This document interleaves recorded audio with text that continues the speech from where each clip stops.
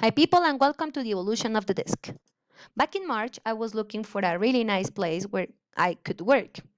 Well, the dining room was not a good option. I freaked out, so as my father did. Then I tried to steal my nephew's desk. He kicked me out. It was his desk.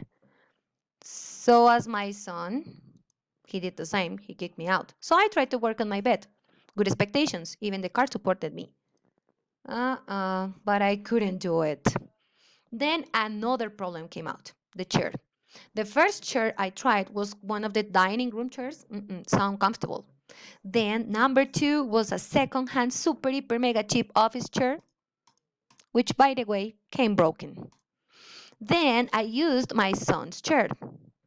He started fighting for it, and of course he won.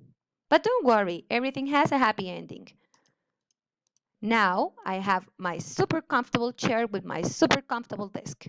So people, remember, there is a happy ending for everything. When we meet each other in the future, let's face us with the best version that we have created from ourselves. Thumbs up kisses, guys.